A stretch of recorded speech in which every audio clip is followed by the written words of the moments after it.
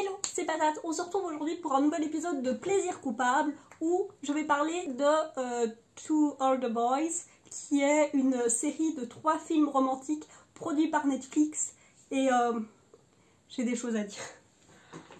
Si vous ne connaissez pas, coucou, c'est Patate. Je suis étudiante, donc j'ai pas beaucoup de budget, mais j'adore le milieu du maquillage et de la beauté, donc j'essaye de me concentrer sur utiliser ce que j'ai et parler du maquillage de loin. Aujourd'hui, on va utiliser ce que j'ai littéralement 4 palettes ouvertes devant moi. Je vais pas spécialement dire ce que j'ai, si vous voulez voir la routine que je fais en général, je l'ai fait dans une vidéo où je calcule le coût d'un maquillage. Du coup, To All the Boys, c'est... Alors, si vous voulez un résumé, je vais faire un peu comme dans mes autres vidéos où je fais le résumé le plus résumé possible. C'est, pour le 1, c'est un peu le même plot que Bridgerton, sans blague, avec la première saison de Bridgerton, et c'est Osef. C'est genre la comédie romantique la plus cliché et la plus basique possible et imaginable. Le 2, c'est... pourquoi est-ce que la communication est ce qui est le plus important dans un couple et qu'est-ce que ça donne quand on l'applique pas. Le 2, il me donne envie d'arracher les cheveux au personnage, et apparemment il y a plein de suites de comédies romantiques Netflix qui suivent cet arc de type oh là là, alors avoir au moins un des deux personnages qui est beaucoup trop jaloux et avoir les personnages qui ne communiquent pas et que c'est l'ensemble du nœud du problème et que foncièrement ils ne devraient plus être ensemble. Et le 3, genre, alors pourquoi est-ce que je fais ces vidéos? Pourquoi est-ce que j'ai été les voir? Parce que j'avais pas spécialement entendu énormément de bien. De 1, j'avais besoin de contenu vide, voilà. Et de 2, j'ai vu au moins genre 300 comédies romantiques dans ma vie à la louche. La majorité étant des machins qui passent l'après-midi sur genre AB3 ou en France c'est quoi, M6. Regardez dans autre chose, voilà, des comédies de l'après-midi, des trucs de Noël et tout ça. J'en ai vu une chier et j'ai vu tous les machins, toutes les grandes comédies romantiques. Du coup, je suis plutôt une experte dans le milieu. Pas du tout. Ou alors, je ne sais pas si c'est... On va prendre un miroir. Je sais pas si c'est une chose à me vanter, mais c'est un fait, je suis plutôt une experte là-dedans, donc je me suis dit que j'allais les regarder. Mais du coup, le 3 est vachement bien. Et si vous voulez juste, genre, aller les voir, allez juste voir le 3. Je pense qu'au début, il s'arrange pour qu'il y ait à peu près un résumé. Et c'est largement suffisant, en fait, comme expérience de visionnage, de juste voir le 3. Maintenant, on va passer dans vraiment parler de chaque film, si vous voulez pas de spoil. Voilà, c'était le truc. Maintenant, je vais spoiler de la mort et de l'infini parce que c'est des comédies romantiques, donc tout le monde sait comment ça se passe. Et si j'ai oublié le nom des personnages, j'ai oublié le nom des personnages, ça arrive. Ah, j'ai oublié de dire, le look que je vais faire aujourd'hui est inspiré par ce look de Yasika, je pense.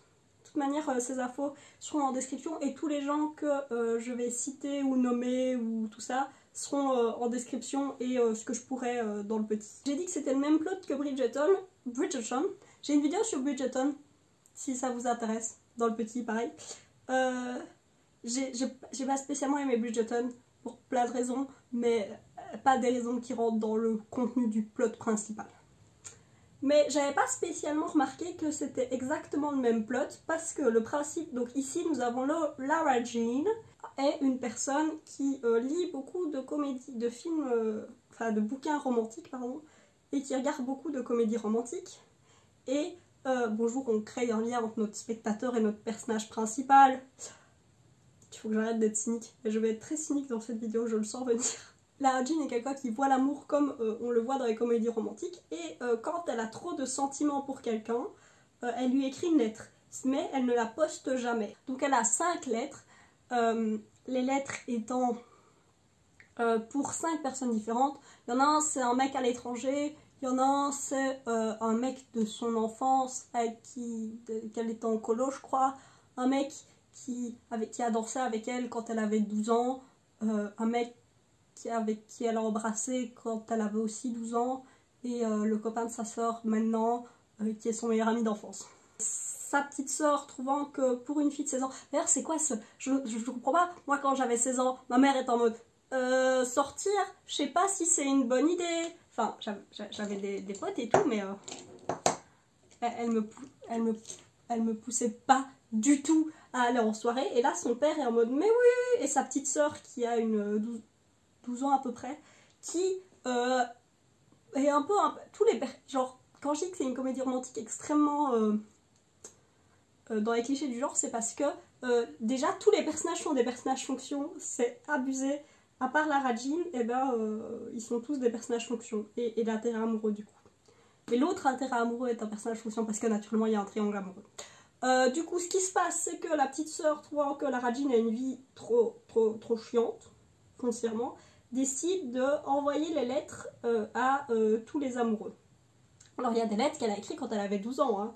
Genre, voilà. Et il y en a une du coup qui va à l'ex de sa sœur. Sa sœur est en partie étudiée en Écosse, je pense. En tout cas, donc elles sont aux États-Unis et sa sœur est partie au Royaume-Uni.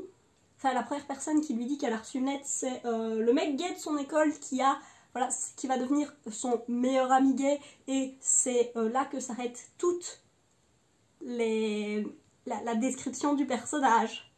Il n'a aucune personnalité, il n'a aucun rien spécial avec la Rajin, il n'a même pas droit à un intérêt amoureux pour faire genre, ce personnage est vide, genre, c'est vraiment le cliché du meilleur ami gay. Je me demande, genre, comment est-ce qu'ils ont réussi à faire passer ça, quoi, genre, vraiment, il n'y a rien dans ce personnage. Et la deuxième lettre qu'elle apprend qu'elle a été reçue, c'est par le mec qui l'a embrassée quand elle avait 12 ans. Et c'est le mec le plus populaire de l'école qui sort avec... Alors, bonjour, alors c'est très Mean Girl-esque. Mean Girl en français c'est Lolita malgré moi. En même temps, c'est pas ma faute si le petit français est dégueulasse. Mais, alors, il y a la meuf la plus populaire de l'école qui est un peu une Mean Girl. Et ben, c'était sa meilleure amie quand elle était genre en primaire, jusqu'à la fin de ses primaires. Et puis, quand ils sont arrivés en secondaire, elle est plus gentille avec elle parce qu'elle est devenue populaire. Et Laura Jean, elle est tellement différente et elle est not la Coder Girl, elle s'habille différemment. Alors que foncièrement, elle s'habille comme genre Tumblr de 2015. Pile dedans, quoi. Mais not la Coder Girl. Du coup, il y a Jen, qui est la meuf populaire, qui sort avec... j'ai oublié le nom de l'intérêt amoureux. Oups. Bah tant pis, il s'appellera l'intérêt amoureux. C'est pour voir à quel point j'avais beaucoup d'intérêt pour ce personnage. Mais du coup, elle va... l'intérêt amoureux arrive et lui dit « Ouais, je suis... ça me touche, mais je suis avec Jen. » Et elle est en mode « Je sais, je t'ai envoyé la lettre quand j'avais 12 ans. Enfin, j'ai écrit la lettre quand j'avais 12 ans. C'était censé... » Et en plus, elle dit à personne, cette lettre n'était jamais censée arriver. Ou c'était hypothétique, ou elle essayait pas de faire... Moi, j'inventerais des excuses pour essayer de récupérer la situation, mais elle, non, elle est en mode ok. Et après, il y a Josh, qui est l'ex de sa sœur, du coup, qui arrive. Et au début du film, on montre vraiment qu'elle a un crush sur Josh à fond. Et il y a Josh qui arrive, et alors qu'elle est en train de parler avec Mr. Bougos, enfin avec l'intérêt amoureux, et je mettrai sa photo, et la photo de Josh. Genre, j'étais persuadée que c'était le même mec que dans After, mais c'est juste que les gens dans les séries Netflix, enfin les intérêts amoureux, ont tous genre la même ligne de menton. Ils ont un menton super viril. Enfin, je sais pas si c'est viril, mais en tout cas, il est carré. Et je trouve ça très drôle que tous les intérêts amoureux de toutes ces séries aient exactement genre la même forme de visage. Comme elle voit que Josh arrive et que elle a une vraie relation avec Josh, elle veut elle veut faire semblant d'être avec l'intérêt amoureux, et du coup elle l'embrasse, et Josh, voyant qu'elle embrasse l'intérêt amoureux, se barre. Et voilà, c'est notre triangle amoureux. Est-ce que Josh a une personnalité? Non. Est-ce que Josh est utilisé? Non. Est-ce que c'est juste un personnage fonction? Absolument. Mais du coup, Josh se barre, et il y a le mec qui est l'intérêt amoureux qui est en mode « Wesh, qu'est-ce qui se passe ?» Et elle est en mode « Ah !» Et elle s'en va. Enfin, je sais plus comment ils en arrivent là. En gros, il y a Jen, la meuf populaire, qui largue l'intérêt amoureux parce qu'elle sort avec un mec qui est au collège. Elles sont donc en 5e secondaire, donc en termes de France, c'est la première. Du coup, il y a Jen qui a largué son mec, et le mec est en mode Du coup, si je sors avec quelqu'un d'autre, eh ben, il pensera que... Enfin, elle va être jalouse et du coup, elle va vouloir se remettre avec moi. Ce qui fait que lui, il est encore obsédé par Jen. Et Lara Jean, elle veut sortir avec lui. Comme ça, Josh, eh ben, elle doit pas gérer Josh. Moi, j'avais pas du tout tilté que c'était exactement le même plot que Bridgerton, même si c'est étonnamment mieux développé que Bridgerton, mais je pense que c'est difficile de moins bien développer que Bridgerton. C'est Friendly Space Ninja qui a dit que c'était le même scénario et j'étais en mode oui. Dans Bridgerton, eh ben, ils font aussi un accord pour se mettre ensemble et puis ils tombent amoureux alors qu'ils faisaient juste semblant d'être ensemble pour une raison extérieure de base. Le seul truc qui n'est pas un cliché de comédie romantique, c'est que le quiproquo qui arrivera à la fin, puisqu'il y a toujours un quiproquo de fin, n'est pas parce qu'ils se sont mentis. Ils sont tous les deux d'accord, ils font un contrat. Le contrat ne veut rien. Genre, c'est même pas un contrat avec des clauses drôles qui vont être appliquées pour servir au film. Non, les clauses, c'est genre, il faut qu'on se tienne la main et puis tu me fais pas de bisous et tu pars au ski avec moi. Et ils tiennent 3 mois à faire ça. Et puis il faut aller au voyage de ski. J'ai oublié de dire, elle a aussi une meilleure amie, qui s'appelle Chris, qui est aussi encore plus la Coder Girl. Genre, elle va manifester. Au moins, dans Mean Girl, je vais beaucoup comparer, mais le film a une structure assez proche de Mean Girl. Enfin, elle utilise les mêmes archétypes, c'est juste que Mean Girl, ils en font quelque chose sur comment démanteler une dictature. La meilleure amie, genre dans Mean Girl, eh ben, elle a au moins du style, quoi. Genre, elle est habillée différemment. Là, Chris, elle est pareil, habillée comme dans Tumblr en 2015. Et son truc, c'est qu'elle va manifester et tout ça, mais genre, ils la font même pas genre végétarienne qui gueule sur les gens, non, c'est juste elle manifeste. Fin du plot, parce qu'il fallait bien, elle va au ski, et puis elle réussit à rouler des énormes pelles au mec, et puis en fait, eh ben, ils sont filmés, la sextape est lâchée, puis il y a Josh qui est en mode qu'est-ce qui se passe, et il y a le mec qui est en mode qu'est-ce qui se passe, et puis je sais plus ce qui se passe, mais à la fin ils sont ensemble. Le fait qu'à la fin je sache même plus qu'est-ce que c'est le quiproquo montre bien à quel point c'était genre tellement basique que j'en avais pas grand chose à faire. Les points positifs qu'il y a dans ce film, la relation qu'ils créent est une relation qui fait raisonnablement sens parce que donc ils ont tous les deux perdu, enfin pas perdu leurs parents. Le père de l'intérêt amoureux est parti, enfin divorcé de sa mère et est parti et a refait sa vie avec une nouvelle madame et il a des nouveaux enfants et tout ça. Et du côté de Lara Jean, eh ben, sa maman est décédée quand elle avait genre une dizaine d'années. Donc ils ont un vrai lien et ça fait du bien. Ça fait plaisir d'avoir une série avec des personnages qui ont des liens. Et on voit bien que par exemple lui, ça lui fait du bien de pouvoir en parler avec quelqu'un et pas juste parce qu'elle a vécu quelque chose de similaire, mais surtout parce que eh ben, elle sait comment gérer ça et qu'elle est ouverte à en parler avec lui. Ça fait du bien d'avoir des personnages qui se lient sur, pas juste « Hey, on est beaux gosses tous les deux, on se met ensemble », mais sur un vrai problème qui est que Mister Beau Gosse, bah, il sait pas parler avec...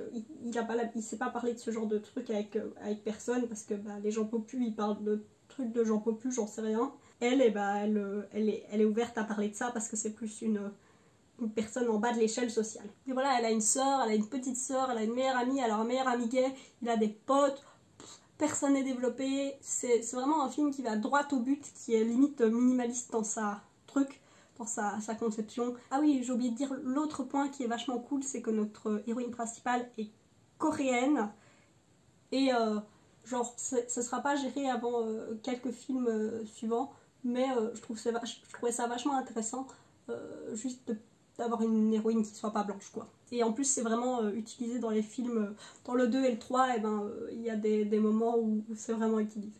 Le 2, alors, je vais vite dire ça parce que c'est un tout petit truc et je sais que ça va pas toucher tout le monde, mais Netflix, j'ai regardé le 1 et il m'a pas directement proposé le 2 dans mes recommandations. J'étais en mode mec, enfin Netflix, l'algorithme, please, fais ton travail. Et en plus, il a galéré, j'ai galéré parce qu'il faisait pas marquer partie 2 et partie 3 sur la miniature, du coup je savais pas quel était le film 2 et quel était le film 3, et puis quand j'ai réouvert Netflix, là il m'a proposé genre les 3 films d'un coup, et avec marqué partie 2 et partie 3. J'étais en mode, Netflix, l'algorithme, fais ton travail. Le deuxième film, le principe c'est que, ah oui, à la fin du premier film, important, il y a du coup la lettre du mec gay qui a été résolue, la lettre de maintenant son copain, la lettre de Josh, même si Josh disparaît après dans les films, il n'existe plus, et la lettre de mec à l'étranger parce qu'on en parle, parce qu'il vient dans les crédits, et c'est une petite blague dans les crédits. Mais du coup la seule lettre qu'on n'a pas résolue, c'est le mec avec qui elle était en colo. Enfin c'est pas très bien expliqué dans le 2 parce que je pense qu'ils ont réalisé que ça faisait pas totalement sens, mais ils ont quand même été avec. C'est John Ambrose. Déjà John Ambrose lui répond à sa lettre, et du coup elle en parle à son mec, et son mec il est en mode bah pourquoi tu m'en parles, wesh, et elle est en mode bah je trouve ça mieux d'en parler, et oui, clairement c'est mieux d'en parler, et il est en mode bah je m'en bats un peu les reins, fais ce que tu veux. Ils doivent aller faire du bénévolat. Elle décide d'aller dans une maison de repos parce que c'est là que sa grande sœur allait et qu'elle lui a dit wesh c'est trop cool, va là-bas. Là, dans la maison de repos, elle réalise qu'il n'y a qu'un seul autre bénévole, et l'autre bénévole c'est John Ambrose, pam pam pam. Et pendant tout le film, en gros, elle va être très est-ce que je suis assez bien pour mon mec, est-ce que par exemple il va la tirer à un date, et ben c'est le même, pour elle c'est son premier vrai date au restaurant et tout. Mais après, il y a Jen qui va lui dire ah bah moi j'y allais toutes les semaines avec lui, limite. Elle est en mode est-ce qu'on aura des trucs magiques ensemble. Enfin, ils se promettent de ne jamais briser le cœur l'un de l'autre. Et je suis en mode c'est tellement une promesse de merde. Vous avez 16-17 ans, dites pas ça, c'est une mauvaise idée. En fait, elle va à cette maison de repos là parce qu'il y a Stormy. Et Stormy, c'est le meilleur personnage. Et j'adore la manière dont les vieux sont gérés dans ce film.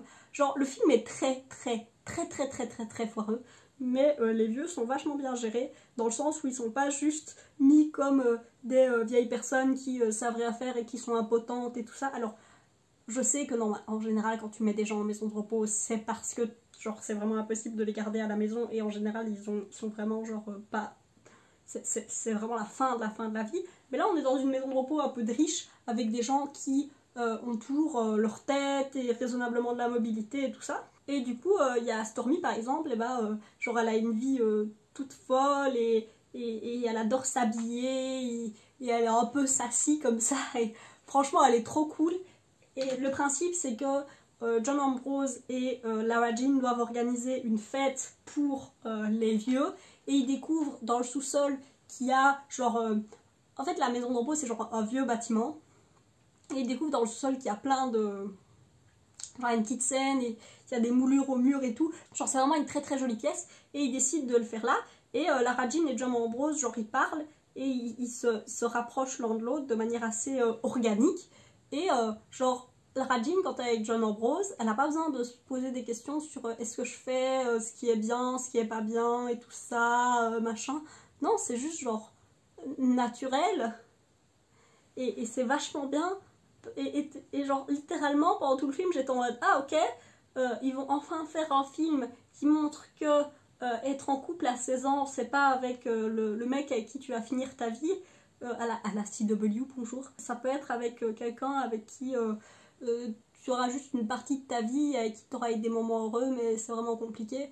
Et parce que son mec, même si elle sait qu'elle a du mal avec le fait qu'il soit toujours proche de son ex Jen, qui est d'ailleurs la meuf qui avait... C'est pas une sextape, c'est juste elle l'embrasse et ils sont dans un jacuzzi et ils sont habillés, mais quand même. C'est elle qui a pris la vidéo par exemple, et quand il était dans le jacuzzi, c'est Jen qui l'attendait, c'était pas Lara Jean. Et ils se mentent tout le temps, et pendant tout le film ils sont pas clairs l'un avec l'autre, et John Ambrose il est vachement mieux, et à la fin ils essayent de faire passer le tout comme wesh, elle doit accepter qui elle était, et elle essaye de redevenir pote avec Jen, mais la scène est super bizarre, et c'est un peu juste le malaise, et rien n'a l'air d'aller correctement. la fin du film, et ben ils organisent une fête avec les vieux, et pareil, c'est super mignon. Genre, t'as une partie de bridge où t'as Lara Jean et John Ambrose qui papotent, et genre, il y a les vieux qui sont en mode donnez-nous les numéros! Et ils jouent pour avoir une roue de fromage, c'est vachement drôle. Genre, les vieux sont vraiment la partie qui sauve ce film. Et mais le reste, quoi, genre, c'est nul. Du coup, à la fin, ils font une fête, et à ce moment-là, elle est plus avec son mec, parce que c'est le moment où elle a appris que la sextape avait été lâchée par Jen, et que son mec le savait depuis le début, en fait, mais qu'il lui avait pas dit parce qu'il voulait pas créer plus de bif entre elle et Jen, alors que clairement c'est pas du tout un truc à faire en couple, juste de mentir en disant je sais pas si c'est Jen qui l'a fait, alors que c'est Jen qui l'a fait. Elle va danser avec John Ambrose et elle l'embrasse et elle réalise que il est friendzone, j'imagine. Et du coup elle décide de sortir alors qu'elle est dans toute sa belle robe et tout que Stormy lui a donné. Naturellement c'est Stormy qui gère la fougère. Et après elle sort et il y a son interamoureux qui est devant la porte pour venir s'excuser et ils finissent ensemble. Vous êtes menti pendant tout le film. Il y a un moment où genre il arrive à ils vont dans une cabane dans un arbre. Et elle décide d'amener genre des cupcakes et elle demande à John Ambrose, qu'elle voit littéralement tous les jours, de ramener des pizzas. Et il y a son mec qui presque pète une case en mode wesh, d'où t'as demandé à un autre mec de ramener des pizzas. Comment tu veux que les gens ils pensent qu'on est vraiment ensemble si c'est pas moi qui ramène les pizzas et si c'est quelqu'un d'autre qui ramène les pizzas. Genre c'est censé être vos amis les plus proches qui sont là. Genre, il y a littéralement son meilleur ami, donc les gens qui sont là, c'est John Ambrose, Lara Jean, l'intérêt amoureux, la meilleure amie de Lara Jean, donc Jen, le copain de Jen, ouais, Jen, ils lui ont pas donné une personnalité, mais ils lui ont donné un mec qui est aussi le meilleur ami, dont je sais pas le nom, et Jen, j'ai dit le meilleur ami de Jen, non, donc, j'ai oublié de dire comment elle s'appelle, la meuf, Chris, c'est la meilleure amie de Lara Jean, et Chris, on lui donne un mec, mais pas une personnalité. Donner une personnalité, c'est trop compliqué, mais juste donner un mec, ça passe. C'est de la personnalité. Et genre, le lien qu'elle a avec son mec, c'est littéralement « Wesh, j'ai pas envie d'être avec toi parce qu'être avec un mec, et ben, c'est trop quelque chose que les meufs populaires, elles font. Et moi, comme je suis une meuf différente, et ben, j'ai pas envie d'être en couple. » Genre, c'est leurs meilleurs amis qui sont là, et ils vont pas se dire « Oh là là, ils sont pas ensemble, ces deux personnes qui ont vraiment l'air de s'aimer et trucs. » Parce que c'est pas le mec qui a ramené des pizzas. Genre, ils ont aucune confiance, aucune communication. J'ai vraiment envie de les frapper. Le seul truc qui est bien dans ce film, c'est la manière dont Jen, donc la meuf populaire, est traitée. Parce que, en gros, ce qui se passe, c'est qu'elle parle avec... elle continue à parler et à passer du temps, à envoyer des messages et tout ça à l'intérêt amoureux.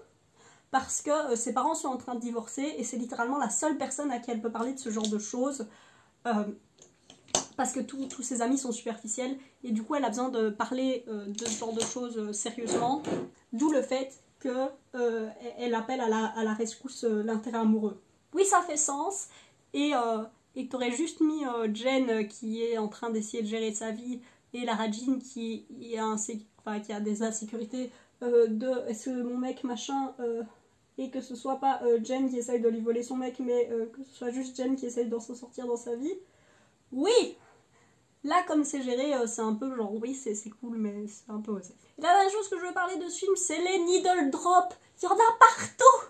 Je vais remettre la vidéo de Patrick H. Williams, je pense, dans la description sur les needle drops. Needle drop, c'est quand on met de la musique pop comme bande originale d'un film. Et dans le 1, c'était déjà le cas. C'est beaucoup de la musique genre indépendante, machin, mais des trucs... de la musique un peu TikTok, quoi. Si vous voyez le genre de musique qui explose sur TikTok, c'est un peu le genre de musique qui est dans la BO. Et là, les needle drops sont partout, tout le temps. Et dans le 3, ça ne s'arrête pas. Dans le 1, ça n'avait vraiment pas tant marqué que ça. Mais là, ça ne s'arrête jamais. C'est abusé. Genre, ils vont...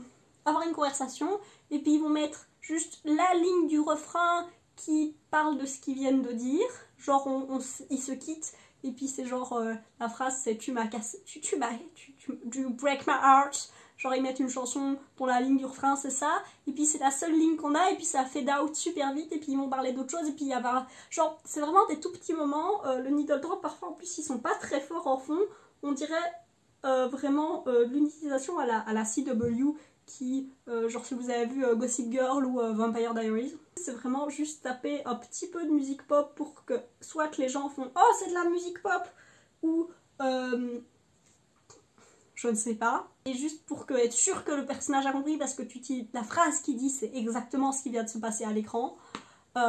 Et ils mettent vraiment genre des tout petits bouts de 30 secondes et parfois ils les mettent pas si fort que ça et t'es vraiment en mode genre vous abusez quoi. Maintenant on va parler du 3.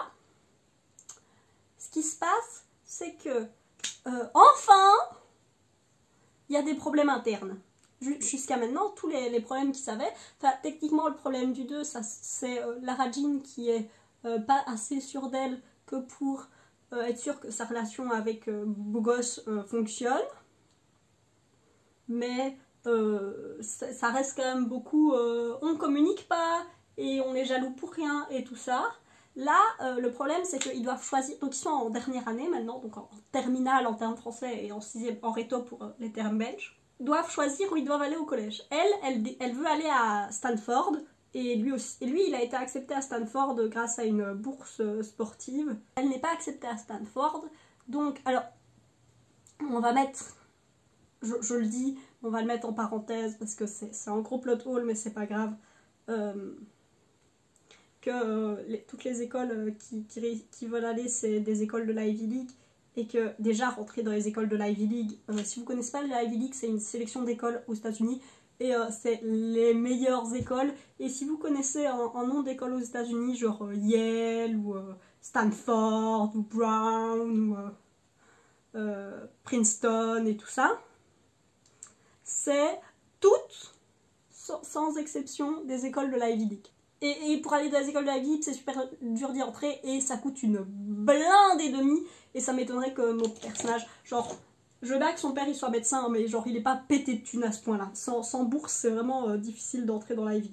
Comme elle peut pas aller à Stanford, elle veut aller à je ne sais plus quelle école qui est pas trop loin, parce que le principe c'est que l'intérêt amoureux, j'ai dit, son père a divorcé de sa mère et s'est barré, et depuis il a peur que d'autres gens l'abandonnent, et il a peur que Lara Jean l'abandonne.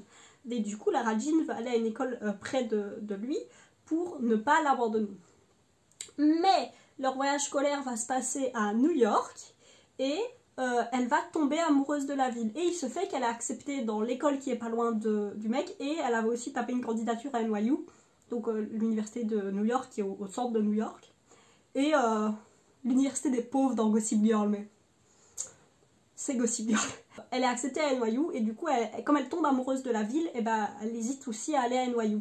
Mais du coup, elle doit choisir entre elle-même et sa propre vie ou son couple. Et le fait que c'est pas juste son couple, c'est genre son mec qui a un problème de peur que les gens l'abandonnent.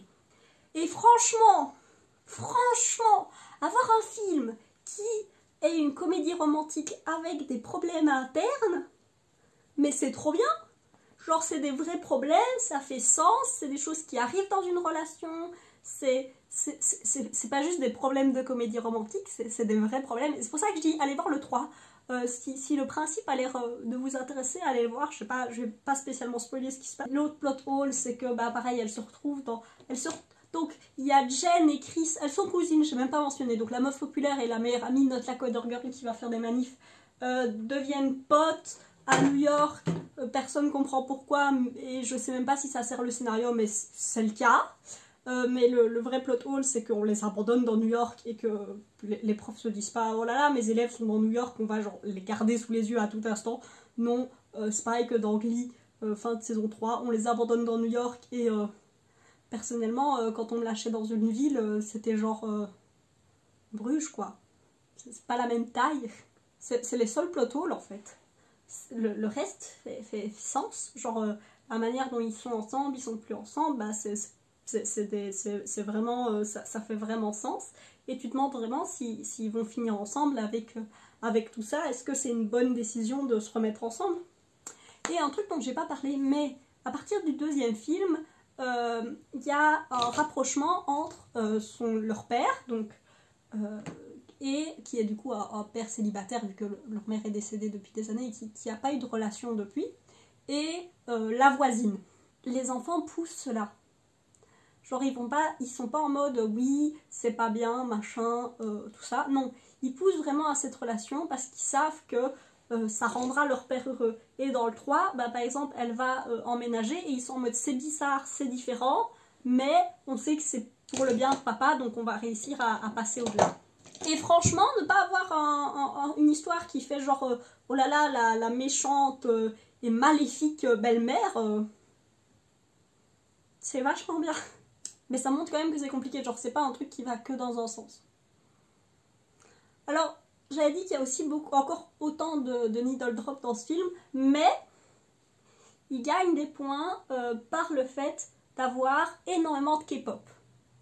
Et genre, donc le film commence en Corée, où elles ont enfin pu aller visiter la Corée, donc le pays d'où vient leur maman. C'est une scène assez mignonne en fait.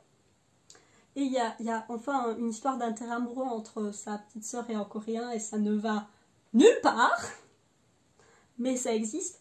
Mais genre, ils mettent beaucoup... Du coup, ils gardent énormément de needle drop, mais il y a des needle drop qui deviennent de la K-pop. Genre une grosse partie de la BO est de la K-pop. Et je trouve ça vachement cool, parce qu'elles sont coréennes. Du coup, ça fait sens, non? Et puis c'est cool de voir de la K-pop, parce qu'ils avaient mis Blackpink. Ils avaient mis une chanson de Blackpink. En même temps, vous allez me dire, c'est genre le plus gros groupe de K-pop féminin, enfin le plus gros groupe féminin de K-pop